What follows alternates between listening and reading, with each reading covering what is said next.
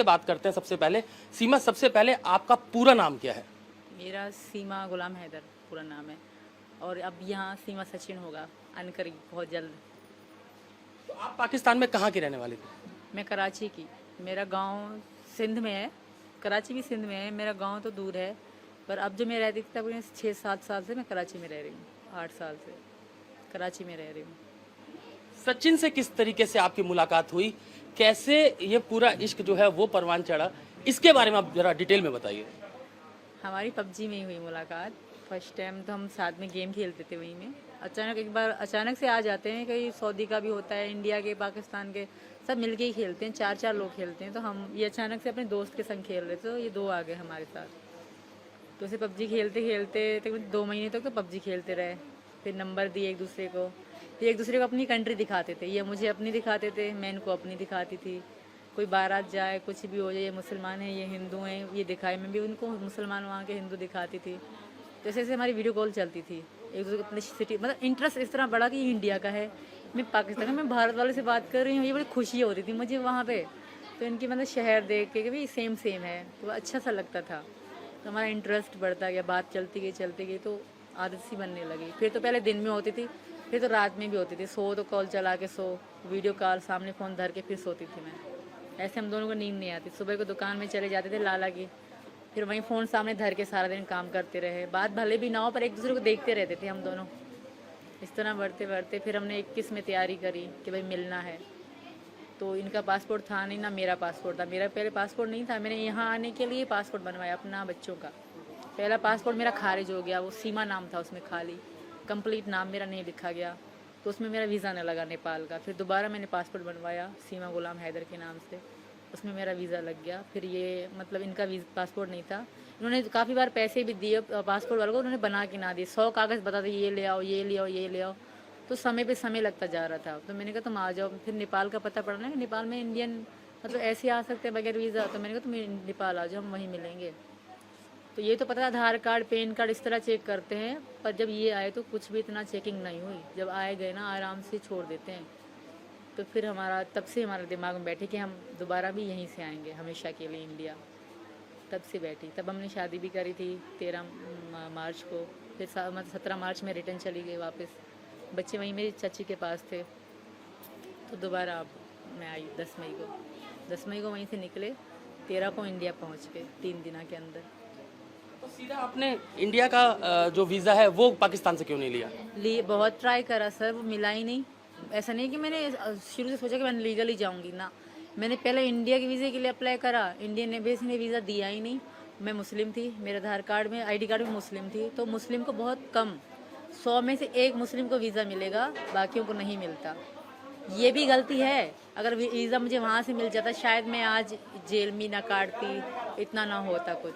तो Indian visa कम देती है, जैसे पाकिस्तान इंडियन को वीज़ा कम दें वैसे वो यहाँ को देते हैं। शायद इतनी फ्रेंडशिप नहीं है, इस कारण वीज़ा नहीं मिला मुझे इंडिया का। फिर मैंने ये गैर कानूनी तरीका मतलब करा।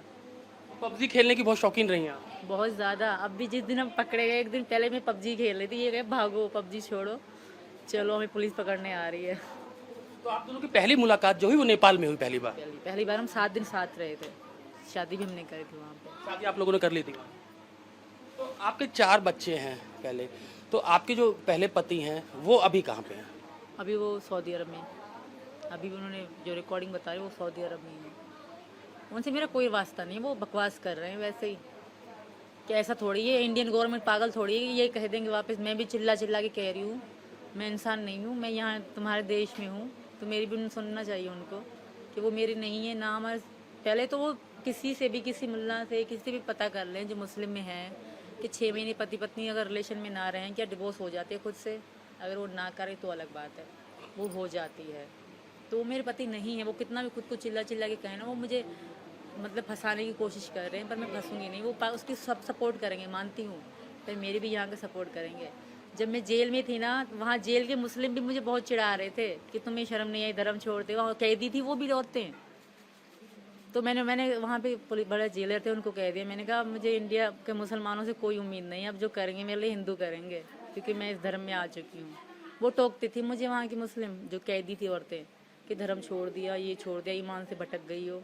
इस तरह की बहुत मतलब बातें। फिर मैं पुलिस वाली थी, रीमा और शिवानी दीदी, वो बहुत अच्छी थी, तो उनको मैंने कंप्लेन करी, तो उन्होंने डांट दिया मेरे को कि क्यों कह रहे हो, कहते जब हिंदू लड़की मुस्लिम से करे तो वो राइट है, अगर मैंने करी तो वो रॉन्ग कैसे हो गया, मैं अपनी मर्जी से कर रही हूँ, मैं बच्ची नहीं हूँ, 27 साल की हूँ। जब नेपाल में आपकी पहली मुलाकात थी तो बच्चों को आप पाकिस्तान ही छोड़ के आई थी? जी, तो पाकिस्तान छोड़ आई थी मैं। तो जब मुलाकात हुई आपकी नेपाल में, आप लोगों ने शादी कर ली, उसके बाद क्या अगला डिसीजन था, क्या आप लोगों ने तैयारी की, कैसे हिंदुस्तान आगे आना है, इसके लिए आप लोगों ने क्या किया? पहले तो हम मिले इस कारण कि हमने सिर्फ फ़ोन पे एक दूसरे को देखा था। ये कहता है मैं ऐसा हूँ, मैं ऐसा हूँ, मैं कहती मैं ऐसी मैं ऐसे कि मिलें एक दूसरे को, अगर हम ऐसा हो ना कि हमसे पसंद भी ना आए, और मैं हमेशा अगर डिसीजन करके घर बार बेच के आ जाऊँ और हम एक दूसरे को पसंद भी ना आए, कुछ ऐसा वैसा हो जाए, 4 दिन की चांदनी हो शायद, तो हमने मिलने का डिसीजन लिया। बच्चे मैंने वहीं छोड़े चाची के पास, उनको कहा मैं लाहौर जा रही हूँ घूमने भी 7 दिनों के, क्योंकि लाहौर का रास्ता 2 दिनों का है, 4 दिन रास्ते के, 3 दिन मैंने घूमने के बता दिए, क्योंकि जहाज़ में तो मैं 4 घंटों में पहुँच गई थी। तो हम मिले, तो मिले, मुझे बहुत अच्छे लगे। पता नहीं, मैं इनको लगी कि ना मुझे बहुत ज़्यादा अच्छे लगे, बहुत स्वीट थे, तब अब पता तो हमारी वहीं पे हो गई। तो उसके बाद क्या हुआ, फिर आप लोगों ने कैसे इंडिया कैसे पहुंचे? फिर मैं वापस चली गई, शादी वादी हमने करी, मैंने इनको प्रेशर कर, मुझसे शादी कर ले, अब कुछ भी हो जाए मैं ना रह पाऊँ इनके बगैर। फिर हमने वहीं शादी कर ली। शादी करने के बाद हम साथ रहे। जब मैं आई तो ये भी रोई थोड़ा, मैं भी बहुत रोई। फिर हम अलग हो गए, मजबूरी थी, बच्चे पीछे अकेले हैं, तो मैंने शायद मैं 2 बार इनको कहा भी कि मैं नहीं जा रही, बस इनको बच्चे मेरी बहन संभाल लेगी, तो इन्होंने कहा नहीं वापस जाओ, तुम्हारे छोटे बच्चे हैं, वो तुम्हारा इंतज़ार कर रहे होंगे, छोटी मुन्नी मेरी बहुत छोटी है, तो मुझे इन्होंने ही वापस भेजा। मैं तब भी वापस नहीं, मुझे रोना सा आ रहा था कि मैं सचिन से दूर जा रही हूँ, पता नहीं दोबारा वीज़ा लगे कि ना लगे, आऊँ कि ना, क्योंकि हमारे जो एयरपोर्ट पे बहुत घटिया लोग रहते हैं, जो हमारे एयरपोर्ट के हैं ना सिक्योरिटी वाले, बहुत घटिया है। सबसे पहले पैसे मांगेंगे, डायरेक्ट आपसे पैसे मांगेंगे कि रिश्वत दो और फिर जाओ। अलग खड़ा कर दिया मुझे पहले भी, मैं रोती रही कि सचिन वहाँ पहुँच गया नेपाल और मुझे ये जाने नहीं दे रहे, तो ज़बरदस्ती, तब तो मैंने इनको पैसे ना, मुझे पता ना था कि रिश्वत मांग रहे हैं, तब तो मैं चली गई, रो रही थी, तो मुझे उनका तरस आ गया, मुझे छोड़ दिया। दूसरी बात तो मुझे अलग ही खड़ा कर दिया उन लोगों ने, अलग खड़ा कर दिया मुझसे, मतलब बच्चे साथ थे आपके? हाँ, दूसरी बात $300 थे, $150 मुझे सभा नाम था उसका, लास्ट चेकिंग में। यहाँ कह रहे थे रेड लाइन पर क्या वो लगा देंगे, यहाँ तो तुम्हें पेमेंट करना होगा, फी पासपोर्ट 10,000 रुपये रिश्वत मांग रही थी। फिर उन्होंने मुझसे कागज़ में ही डलवा के मतलब $150 लिया। बाकी मुझे पता $150 $300 थे टोटल मेरे पे, वो भारत से पहले ख़त्म हो गए। 6 लाख की तो टिकट आई खाली हमारी, और जो मैं कागज़ बनवाती थी ना, वो भी 10,000 की चीज़ 20,000 में बन रही थी, क्योंकि मैं अर्जेंट बनवा रही थी, मुझे आना था यहाँ। तो फिर बच्चों को लेकर दोबारा आप वापस नेपाल पहुंची? हाँ, तो सचिन नेपाल वहाँ पहले पहुंच चुके थे? नहीं दोबारा ये ना, इनको लाला ने छुट्टी ना दी, लाला इनके ने, जो इनकी लाला इन्होंने छुट्टी ना दी, तो ये यहीं पर रहे। यहाँ पे एक चारपाइयाँ, खाने पीने का सामान, ये सब लेते रहे यहाँ पे ना। जैसे मैं वहाँ से निकली ना, तो ये ले रहे थे, और मैंने मना कर दिया जो होगा पहले इन्होंने कहा, गाड़ी वाले से हमने बात करी थी, कि गाड़ी वाले ने कहा हाँ मैं तुम्हें बॉर्डर क्रॉस करा दूंगा, कोई दिक्कत नहीं है। इन्होंने कहा मेरी पत्नी है वहाँ पे, उसका आधार कार्ड खो गया है, तो कह रहे मैं क्रॉस करा दूंगा, कोई दिक्कत नहीं, गाड़ी वाले ने कहा। फिर जब मुझे सबने कहा ना कि यहाँ से बस जा रही है, वो बहुत अच्छी बस है, तुम आराम से चली जाओगे, बच्चे छोटे हैं, तो उन्होंने उस वेन ने मुझे वहीं पे बस स्टॉप पे ही छोड़ा, पोखरा में, तो मैंने वहीं से बस पकड़ ली 15,000 नेपाली में। फिर वहाँ से आप कैसे दिल्ली यहाँ तक कैसे पहुँचे, ग्रेटर नोएडा तक? सुबह 6 बजे हम बस से वहाँ रात को वहीं लेट गए, हम लोग सो गए। फिर सुबह 6 बजे मैं वहीं से निकली, 13 की तकरीबन 1-2 बजे यहाँ पहुँचे। ये रास्ते में मेरे लिए खड़े हुए थे, गाड़ी पे जो गाड़ी वाला है ना, उसके नंबर से हमारी बात हो रही थी कि मैं तुम कहाँ, मैं यहाँ हूँ, तुम यहाँ हो, ये बात हो रही थी हमारी। मेरा तो सिम ही नहीं था इंडियन, मेरा फ़ोन तो बंद ही हो गया, मतलब काम का ही नहीं था। तो फिर कहाँ मुलाकात हुई आपकी यहाँ पर? यहाँ कोई मोड़ है इनका, मुझे इनका नाम पता नहीं कौन सा है। जेवर टूल टैक्स से आगे फरियादा कट है, वहाँ पर यमुना एक्सप्रेस वे पर बोल दिया था मैंने गाड़ी वालों को कि यहाँ उतरना है। मैं भी वहीं खड़ा हो गया था, तो वहीं उतर गया। तो वहाँ आपके फिर आप चारों बच्चे लेकर यहाँ पर आ गए? उतरी, फिर ये गाड़ी लेके यहाँ आए। फिर हमने रूम तो ले रखा था पहले से इन्होंने, हम रूम पे गए, बैठे, रिलैक्स हुआ, खाना वाना खाया। 2-1.5 महीना हम बहुत आराम से रह रहे थे, बहुत कोई ऐसी बात नहीं थी, अच्छे से रह रहे थे। बच्चों के काम पे जाते आते खाना बनाती थी मैं इनके लिए। तो अचानक से जब जुलाई आ रही थी ना, तो बच्चों के स्कूल खुल रहे हैं, तो सब मुझे वहीं के जो मालिक मकान है वो भी कहते थे बालकों को स्कूल बिठा दे। मैंने कहा यार तुम किसी से बात करो, तुम्हारे ठाकुर में बहुत ठाकुर हैं, किसी से बात करके देखो। तो उन्होंने किसी से बात करी, तो उन्होंने कहा ठीक है मैं वकील का कर देता हूँ। उनका दोस्त था, अच्छा सा दोस्त था वकील उनका। उन वकील ने इनको बुलाया पहले, फिर मुझे इन्होंने कहा तुम तैयार हो जाओ। मैं लाल साड़ी पहन के दुल्हन जैसे तैयार हो गई, हमारी कोर्ट मैरिज हो रही है। तो उसने हमें फंसवा दिया वकील ने। हमें कहीं से अरेस्ट वरेस्ट नहीं करा गया क्योंकि मैं घर में बैठी होती थी। हमें सिंपल लेडी जैसे रहते हैं इंडियन में वैसे ही रह रही थी, कभी साड़ी कभी क्या पहने। तो उस वकील ने हमें फंसवा दिया। और पुलिस को कैसे पता लगा कि आप आई हैं? फिर पुलिस पहली वकील ने बताया, उस वकील ने इन्फॉर्मेशन पुलिस। कचहरी गए थे। तो फिर पुलिस ने क्या पूछा आपसे? जब पुलिस आपके पास आई तो पुलिस ने क्या पूछा आपसे? पहले शुरू में 2 दिन तो बहुत टॉर्चर करा, मतलब थोड़ा सा सख्ती तो उनकी बनती थी। जब उनको थोड़ा कंफर्म होने लगा ना कि मैं झूठ नहीं कह रही, जो भी कह रही हूँ, जो भी जगह बता रही हूँ सच बता रही हूँ, फिर बहुत अच्छे रहे, फिर फ्रेंडली रहने लगे।